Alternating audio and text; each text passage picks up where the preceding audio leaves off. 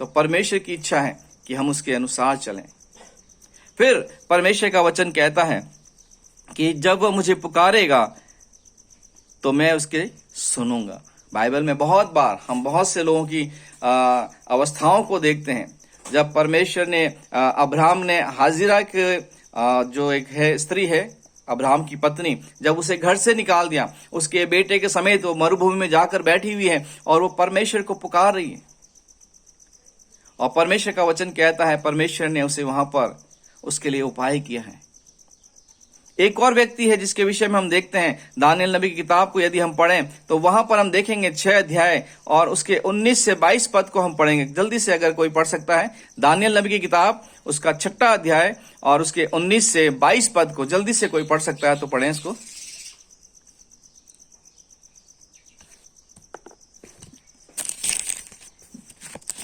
Daniel नबी की किताब 6 अध्याय।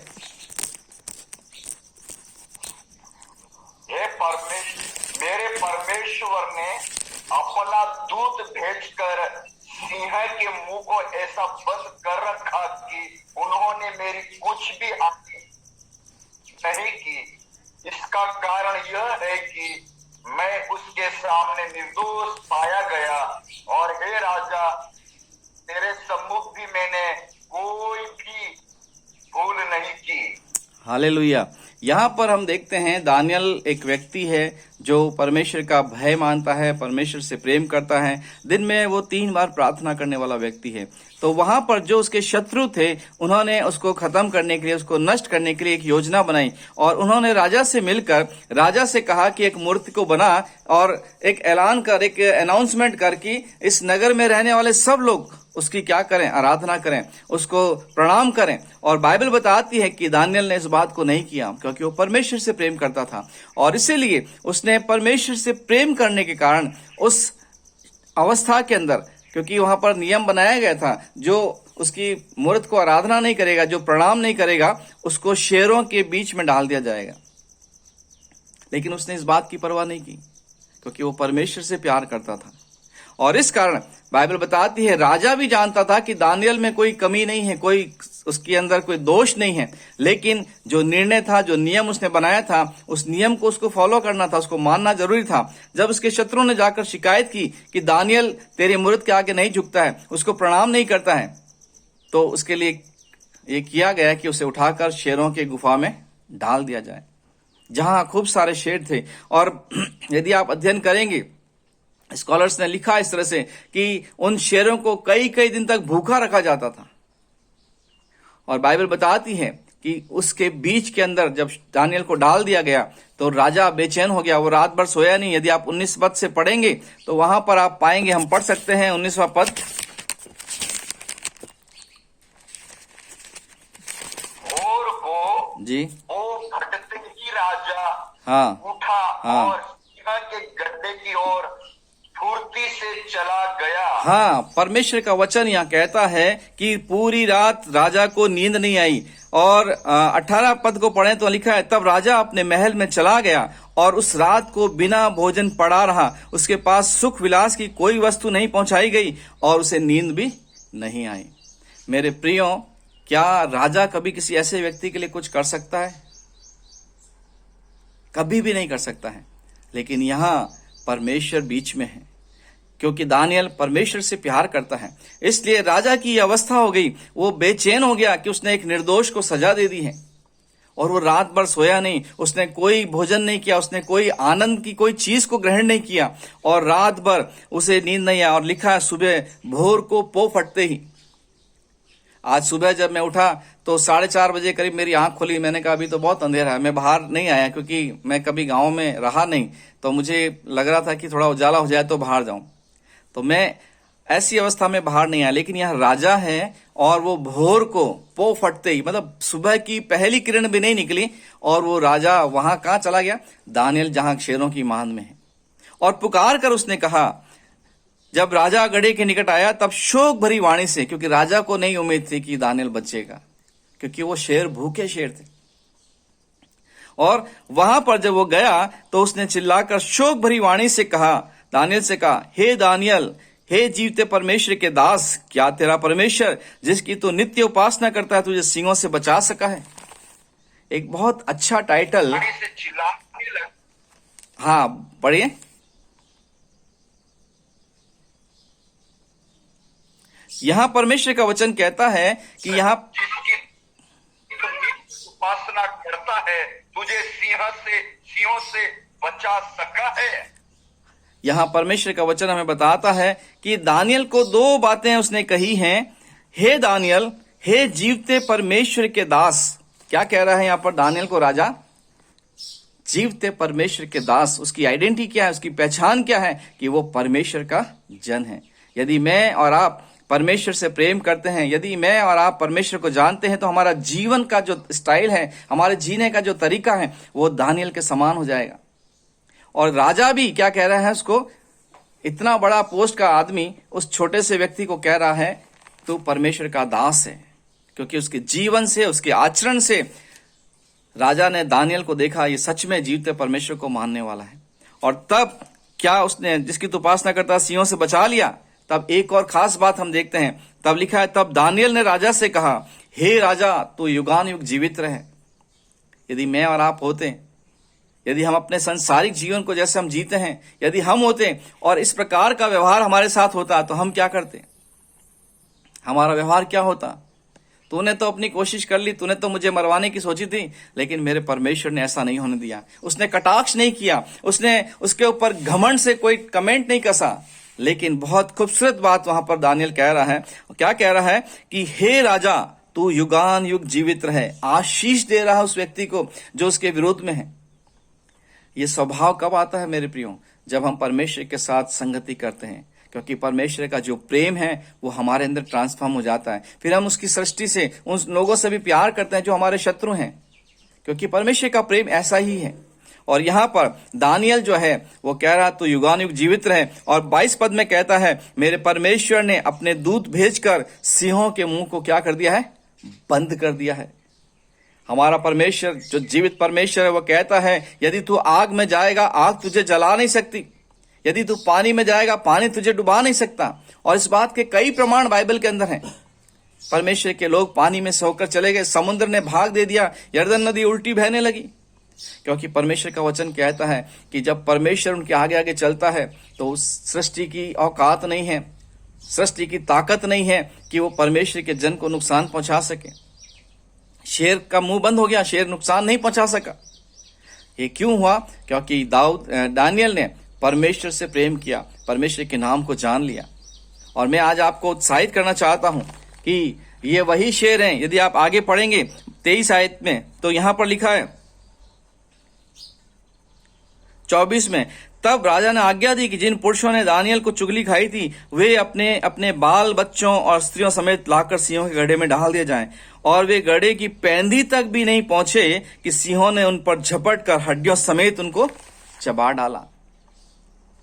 परमेश्वर का वचन कहता है ये वही शेर हैं जो दानियल को नुकसान नहीं पहुंचा पाए, लेकिन जो परमेश्वर से प्रेम नहीं करते थे, जब उनको डाला गया तो उनको जमीन तक भी नहीं आने दिया, बीच के अंदर ही हड्डी समेत चबा डाला। ऐसा परमेश्वर हमारा परमेश्वर है। और इसलिए मैं आज की सुबह आपको उत्साहित करूंगा। वो कहता है कि तूने जो मुझसे प्रेम किया है, इसलिए मैं तुझे छुड़ाऊंगा और तुझे ऊंचे स्थान पर रखूंगा, क्योंकि तूने मेरे नाम को जाना है। तूने मेरे नाम को जाना, इसलिए अपनी रणनीति नहीं अपनाई, अपने तरीकों से नहीं चला, अपनी बुद्धि पर भरोसा नहीं किया, अपने धन पर भरोसा नहीं किया। मैं दाऊद के विषय को जब देखता हूं, दाऊद को जो पढ़ता हूं, उसके भजनों को जब पढ़ता हूं, तो दाऊद एक बहुत खूबसूरत बात कहता है। वो कहता है, तू मेरा छुपने का स्थान है, तू मेरा शरण स्थान है, तू वो दृढ़ गढ़ है जहां मैं ठिकाना पाता हूं। वो अपनी फोर्स पे भरोसा नहीं करता, अपनी सेना पे भरोसा नहीं करता है, अपनी ताकत पे भरोसा नहीं करता है। जिसने गोलियत को मारा वो कितना ताकतवर, कितना सूरमा होगा, लेकिन वो किसी चीज पे भरोसा नहीं करता है, क्योंकि वो जानता है ये सब चीजें जो संसार की हैं ये धीमे धीमे खत्म हो जाएंगी, ये घट जाएंगी। इसलिए परमेश्वर अनंत काल का परमेश्वर है, इसलिए वो भरोसा करता है। और इसलिए वो परमेश्वर पे भरोसा करता है और कहता, तू मेरा दृढ़ गढ़ है, तू मेरा शरण स्थान है। क्यों? क्योंकि उसने परमेश्वर से प्रेम किया, इसलिए वो परमेश्वर को बहुत गहराई से जान पाया। आज मेरे प्रियो, मैं आपको उत्साहित करूंगा, यदि आज भी आप संघर्ष कर रहे हैं, यदि आज भी आप अपने कामों में, अपनी सेवाओं में लोगों के ऊपर आंखें लगाए हुए हैं, वहां से हटा लें, परमेश्वर पर अपनी आंखें लगाएं। परमेश्वर आपकी सहायता करेगा, परमेश्वर आपको बढ़ाएगा, परमेश्वर आपको आशीषित करेगा, क्योंकि यहाँ पर प्रतिज्ञाएं हैं कि तू प्रेम करेगा, तू मुझे जानेगा तो मैं तुझे छुड़ाऊंगा, तुझे ऊंचे स्थान पर रखूंगा, और जब पुकारेगा तब मैं सुनूंगा। एक और वचन, एक और आशीष यहाँ पर है, कहता है संकट में मैं उसके संग रहूंगा। कल भी मैं एक जगह पर सभा में बोल रहा था और मैं बता रहा था कि हमारे वहां पर एक कहावत है कि जब समय बुरा आता है तो साया भी साथ छोड़ देता है, अपने लोग भी साथ छोड़ देते हैं। अभी कोरोना काल में हमने देखा कि जब लोगों को बहुत अच्छे रिश्ते थे, बहुत अच्छे संबंध थे, लेकिन जिस घर में कोरोना आ गया उसके आसपास लोग दूर रहने लगे, उनके पास जाना भी पसंद नहीं करते, फोन भी नहीं उठाते, कहीं भरोसा नहीं कि कहीं हमको बुला ना ले। मेरे एक मित्र की एक बहन थी और वो हॉस्पिटल में एडमिट थी, और सीसीयू वार्ड में, जहां पर सिर्फ सबसे सीरियस कोरोना के पेशेंट थे, सिर्फ डॉक्टर और मेडिकल स्टाफ के अलावा कोई नहीं जा सकता है। मेरे फ्रेंड ने मुझे फोन किया कि भैया बहन की तबीयत बहुत ज्यादा खराब है, क्या आप हॉस्पिटल आ सकते हो? और उसके शब्दों के अंदर जो मेरे को महसूस हुआ दर्द, उसका अकेलापन, उसकी बेचैनी। मैंने कहा भाई चिंता मत कर, मैं अभी आ रहा हूं। मेरी पत्नी ने भी कहा, मेरे और रिश्तेदारों ने भी कहा देखो सीरियस जगह है। मैंने कहा कोई नहीं, जब प्रभु मेरे साथ है कुछ नहीं होगा। मैं 3 बार उस वार्ड में गया, 3 बार मैं प्रार्थना करके आया, और मैं परमेश्वर को धन्यवाद देता हूं कि परमेश्वर ने कुछ भी नहीं होने दिया, क्योंकि बाइबल कहती है कि संकट में मैं तेरे संग रहूंगा। आज की इस सुबह में हम एक और वचन को पढ़ेंगे, दानियल नबी किताब उसका 3रा अध्याय, जल्दी से 24 आयत को हम पढ़ें।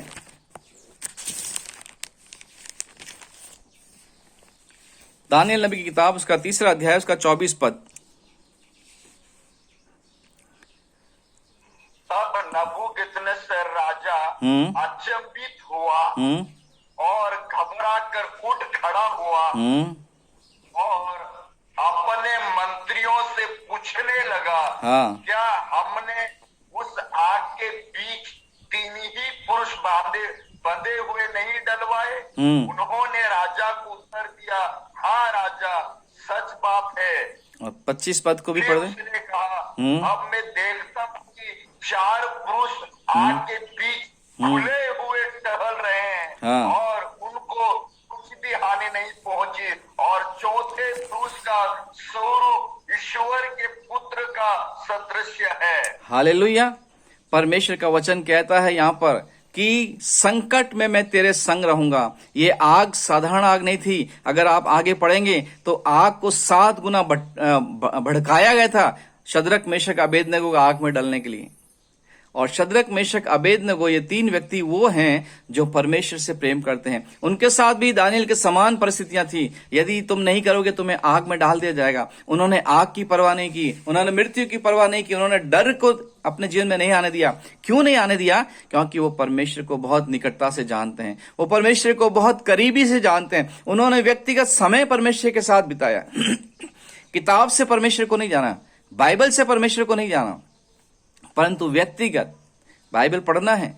ये हमारे लिए एक प्रेम पत्र है। परमेश्वर ने अपने आप को इसमें प्रकट किया है, लेकिन उससे भी बढ़कर वचन में लिखा यिर्मयाह 33:3 के अंदर, तो मुझसे प्रार्थना कर और मैं तुझे बड़ी बड़ी और कठिन बातें जो अभी रची भी नहीं, जो वचन में भी नहीं है, वो बातें मैं तुझे बताऊंगा।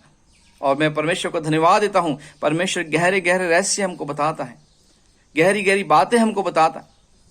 और यहां परमेश्वर का वचन कहता है कि संकट में मैं उसके संग रहूंगा। जब शद्रक, मेशक, अबेदनगो आग में डाल दिए गए, ना तो उनके माँ बाप थे, ना उनके भाई बहन थे, ना कोई उनका प्रेम करने वाला था। कोई नहीं था उस आग में, कोई नहीं जा सकता आग में। आग के विषय में लिखा है कि जिन्होंने फेंके दूर से वो जल गए, लेकिन ये आग के अंदर क्या कर रहे हैं? परमेश्वर का वचन कह रहा है, राजा कह रहा है कि मैंने 3 डाले थे लेकिन 4 दिखाई दे रहे हैं। चौथा कौन है? परमेश्वर का पुत्र प्रभु यीशु मसीह के रूप में उन्हें दिखाई दिया है। और यहां वचन कहता है कि संकट में मैं तेरे संग रहूंगा। मैंने आपको पहले भी बताया कि जब समय बुरा आता है, साया भी साथ छोड़ देता है, अपने प्रिय लोग साथ छोड़ देते हैं। मैं एक घटना कल भी बता रहा था, आज मैं आपको बता रहा हूं। एक गांव के अंदर एक झील थी और उस झील के अंदर कुछ मगरमच्छ रहते थे और उस झील के अंदर बोटिंग भी होती थी, नाव भी चलाया जाता था। तो जो लोग घूमने आते थे वो नाव के अंदर सफर किया करते थे और वहां पर जो नाव चलाने वाला होता था वो मना करता था कि पानी में हाथ मत डालना। अगर नाव में पानी में हाथ डाला तो मगरमच्छ हो सकता है आपके हाथ को पकड़ ले या कुछ कर दे नुकसान। और एक बार ऐसे ही पति पत्नी और एक छोटा बेटा उनका पानी में नाव के अंदर सफर कर रहे थे और पति पत्नी दोनों बातों में व्यस्त थे और बेटे ने पानी के अंदर हाथ डाल दिया। जैसे जैसे नाव चल रही थी पानी का बहाव से, हाथ के बहाव से वो कट रहा था और उसको बच्चे को अच्छा लग रहा था। अचानक नाव हिलने लगी, देखा तो मगरमच्छ ने उस बच्चे के हाथ को पकड़ रखा था। अब माँ बाप एकदम से चिल्लाकर बच्चे को पकड़े खींचने के लिए, लेकिन मगरमच्छ से कोई नहीं छीन सकता है पानी के अंदर। तो जो नाव चला रहा था उसने कहा इस बच्चे को पानी में डाल दो, नहीं तो हम तीनों भी नहीं बच पाएंगे। और मेरे प्रियो, ये सच्ची घटना है। माँ बाप ने उठा के बच्चे को पानी में डाल दिया क्योंकि अपनी जान प्यारी है। संकट के अंदर जब हम होते हैं, जब ऐसी घोर विपदाओं में होते हैं, कोई साथ नहीं होता है। लेकिन यहाँ परमेश्वर का वचन कहता है, उसकी प्रतिज्ञा है, मेरी बात हाँ कि हाँ में, चाहे आकाश टल जाए चाहे पृथ्वी टल जाए, लेकिन जो बातें मैंने कही हैं वो कभी भी नहीं टलेंगी। और इसलिए जब वो कह रहा है संकट में मैं उसके संग रहूंगा, तो वो उनके साथ था। प्रमाण दिया उसने कि शद्रक मेशक अबेदनगो के साथ राजा और वहां पर जो भीड़ है वो 3 के साथ 4 लोगों को देख रही है। तो मेरे प्रियो, आज की इस सुबह में मैं आपको उत्साहित करूंगा कि हमारा परमेश्वर, उसको और गहराई से जाने। आप जितना गहराई से जानेंगे उतना अधिक आप परमेश्वर पर डिपेंड होते जाएंगे, उतना अधिक आप परमेश्वर पर भरोसा कर सकते हैं, उतना अधिक आप परमेश्वर पर ट्रस्ट कर सकते हैं, क्योंकि वो आपको कभी धोखा नहीं देगा। और फिर आगे वो कहता है कि मैं उसको बचाकर उसकी महिमा बढ़ाऊंगा। यूसुफ पतन की राह पर था, उसको मारने का प्लान था, लेकिन परमेश्वर ने उसे बचाया और फिरौन के बाद दूसरे स्थान पे उसे रखा। दानियल के साथ भी ऐसा ही था, उसको वहां पर बाबुल के अंदर उसे ऊंचे स्थान पे रखा गया। बहुत सारे ऐसे लोग हैं। आज बहुत बार जब हम कई लोगों की गवाहियां सुनते हैं, कई लोग बड़े बड़े तस्कर रहे, कोई बड़े बड़े हत्यारे रहे, लेकिन जब उन्होंने परमेश्वर से प्यार किया, परमेश्वर ने उनकी आइडेंटिटी को, उनकी पहचान को बदलकर अपने पुत्र के रूप में रखा है।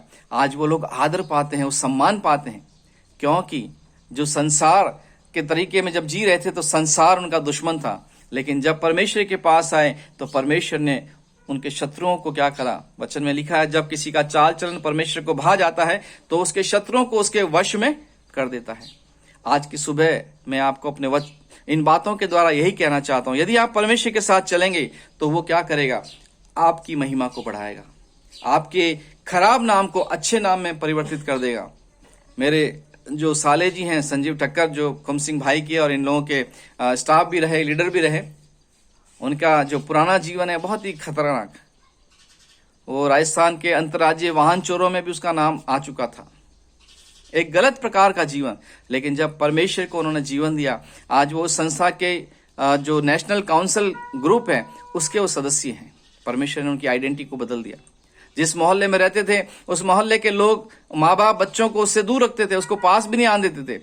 आज वही माँ बाप, वही बच्चे जो हैं, उनके माँ बाप उनको घर में बुलाते हैं और उनसे कहते हैं हमारे लिए प्रार्थना करो। कैसे संभव हुआ? जब परमेश्वर से प्रेम किया, जब परमेश्वर के साथ हम जुड़ गए, तब हमारी आइडेंटिटी, हमारी पहचान क्या हो गई, बदल गई है। पहले हम पापी थे, अब हम उसकी धार्मिकता के द्वारा हम धर्मी ठहराए गए। और सातवीं और आखिरी बात, परमेश्वर का वचन कहता है, और अपने किए हुए उद्धार का दर्शन दिखाऊंगा। बहुत लोग तपस्या करते हैं, सालों गुजार देते हैं, अंत में भी यदि उनसे पूछा जाए कि क्या आपने मोक्ष पा लिया है, तो उनके पास निश्चितता नहीं है।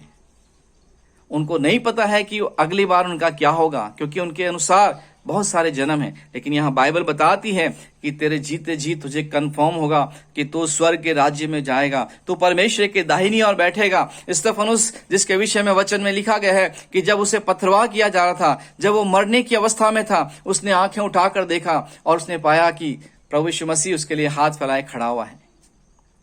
क्या ही आनंद की बात है हमारे लिए कि हम जिस परमेश्वर से प्रेम करते हैं, जिस परमेश्वर को हम जानते हैं, वो निश्चय ही हमें उद्धार का दर्शन दिखाएगा और हमें वो स्थान दिखाएगा जहां हम जाने वाले हैं। तो आज की सुबह मेरा यही संदेश है जो मैं आप लोगों तक पहुंचाना चाहता हूं। ये मेरी ओर से नहीं परंतु परमेश्वर की ओर से है, और मैं विश्वास करता हूं आप जरूर आज की सुबह आशीषित होंगे। परमेश्वर आपको बहुत आय से आशीष दे। आइए हम प्रार्थना करें। प्रभु, जितने लोग इस समय ऑनलाइन हैं आप उनको बरकत दें। यदि उसके बाद भी कोई आपके इस वचन को देखता सुनता है तो प्रभु वो भी आशीषित होने पाए। मैं नहीं जानता प्रभु आज की सुबह किसके लिए संदेश था, लेकिन मैं विश्वास करता हूं कोई एक व्यक्ति है जिसके लिए संदेश है। प्रभु जी, उसके जीवन के अंदर संघर्ष है, उसके जीवन में पीड़ाएं हैं, तकलीफें यीशु के नाम से आज दूर होने पाए और वो तेरी महिमा के लिए खड़ा होने पाए, ताकि उस क्षेत्र के लोग जाने कि तू उसका जीवित परमेश्वर है। सारा आदर महिमा आपको देते हुए इस प्रार्थना को यीशु मसीह के नाम से मांगते हैं, सुना कबूल कर, आमीन। बाकी का समय कुम सिंह भाई के लिए। Amen. Thank you.